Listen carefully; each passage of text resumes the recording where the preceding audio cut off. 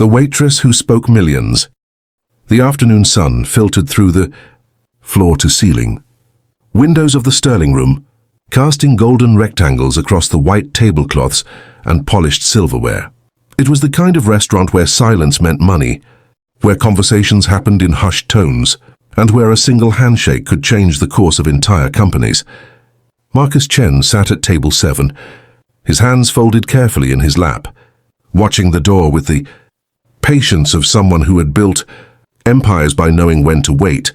He wore a silk jacket embroidered with golden chrysanthemums, a gift from his late mother, and he touched the fabric occasionally, as if drawing strength from it. Today was important. Today everything could change. Across from him sat Robert Davidson, a billionaire tech entrepreneur whose silver-streaked hair and tan blazer spoke of boardrooms and yacht clubs. Robert checked his watch for the 3rd time in 5 minutes. His knee bounced under the table, a nervous habit his wife had tried for years to break.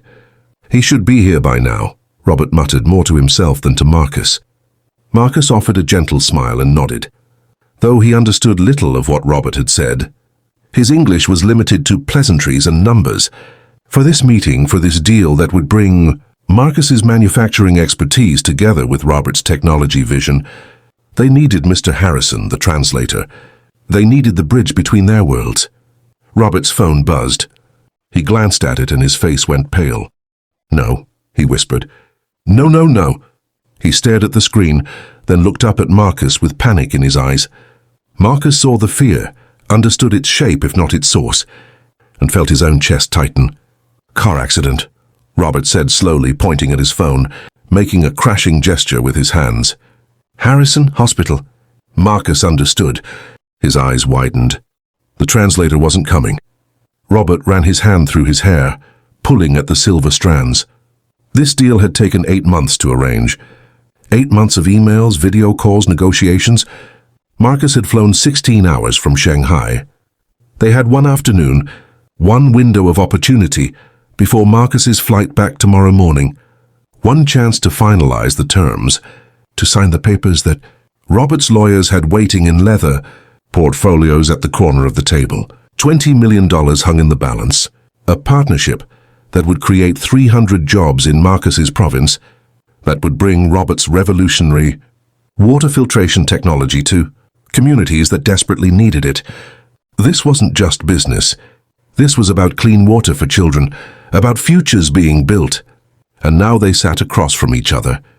2 men who couldn't communicate, watching their shared dream slip away in the silence. Robert pulled out his phone again, fingers flying across the screen. "Translation app," he said, showing Marcus the screen. He typed frantically, "We can use this to talk." Marcus leaned forward, squinting at the screen. He pulled out his own phone, opened a similar app and typed back. The English words appeared, "This is possible, we try." For 10 minutes they tried. Robert would type, "Wait for the translation, show Marcus." Marcus would read, nod, type back, "Wait, show Robert." But business wasn't simple. The nuances of contract law, the specific technical requirements of manufacturing specifications, the delicate balance of profit, margins and investment timelines, these things couldn't flow through a translation app. The technology stumbled over industry jargon, turned critical clauses into nonsense, transformed careful negotiations into confusion. Robert set his phone down, defeat settling over his shoulders like a heavy coat. He looked out the window at the city below, at the buildings stretching toward the sky, and felt very small. A soft voice interrupted the heavy silence. "Excuse me, gentlemen. May I bring you more water?" Both men looked up. The waitress stood beside their table, a young woman with braided blonde hair and a kind smile. She wore the restaurant's uniform, a teal vest over a crisp white shirt. Her name tag read Emma. She held a pitcher of water, but her eyes held something else, a question, a curiosity. "Please?" Robert said absently, pushing his glass forward. As Emma poured, she glanced at the phones on the table, at the translation app still open, at the untouched portfolios of legal documents. Then she noticed Marcus's jacket, the chrysanthemum embroidery, and something shifted in her expression. "That's beautiful craftsmanship," she said softly, and then, to Robert's complete shock, she repeated the words in flawless Mandarin. Marcus's head snapped up. He responded in rapid Mandarin, his words tumbling out with relief and hope. Emma listened, nodded, and turned to Robert. He says his mother made this jacket. He wears it for important meetings, for luck. She paused. He also wants to know if I might be able to help you both communicate. He's noticed you've been struggling. Robert stood up so quickly his chair scraped against the floor. You speak Mandarin? Fluently? Emma nodded. I studied language and international business at university. I've been working here while I figure out what's next. I spent 2 years in Beijing, and I've worked as a freelance translator for a... Can you help us? Robert interrupted, then caught himself. I'm sorry. That was rude. But we have a very important business deal.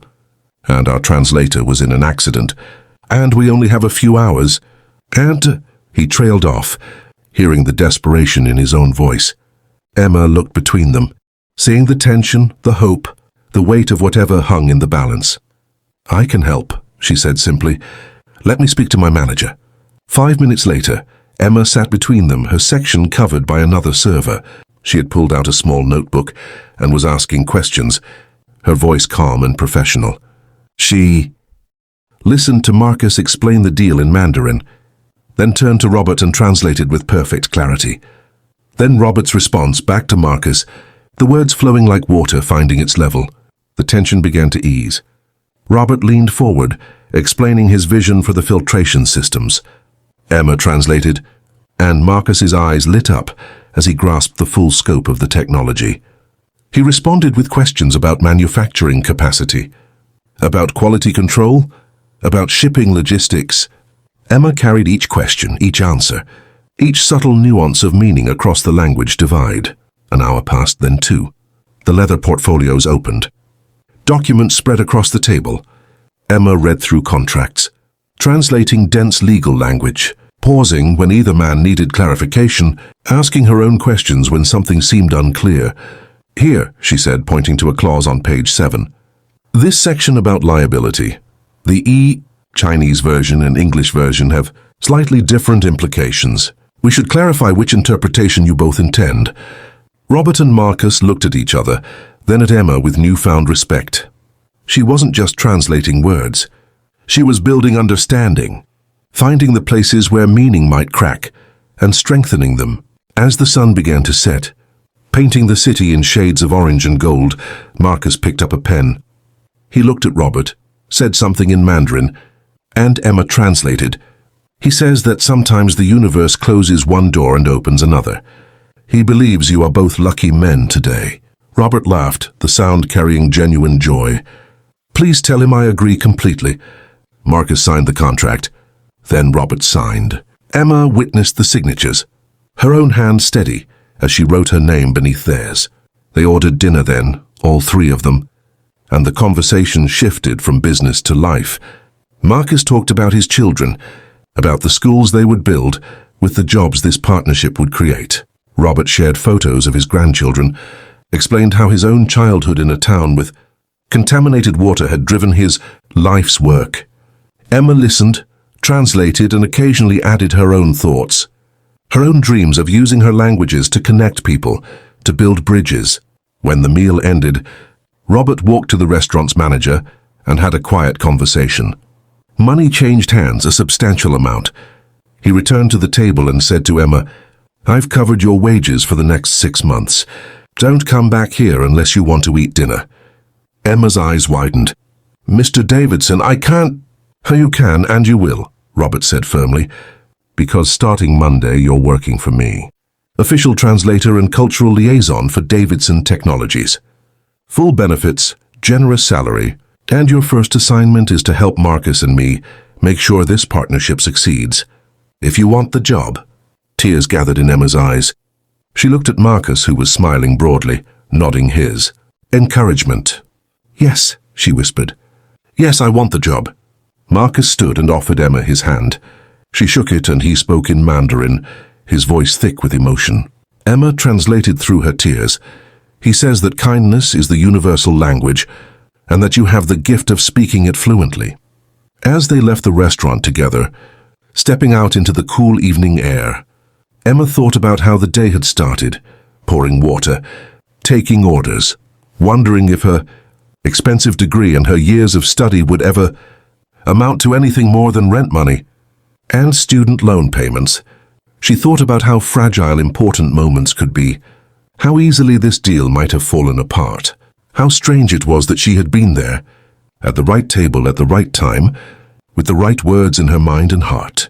But mostly, she thought about what Marcus had said, about closed doors and open windows, about the way the universe sometimes worked in mysterious ways. Behind her, through the Sterling Room's tall windows, she could see the empty table 7, where 3 water glasses still sat, catching the last light of day. Tomorrow those glasses would be cleared away, the table reset for new guests, new conversations. But the bridge that had been built there, between languages, between cultures, between 3 people who had each found something they needed in that golden afternoon, that would remain, solid and strong, carrying hope and clean water and possibility into a future none of them could have imagined that morning. The waitress had spoken millions, and in doing so she had found her own voice too.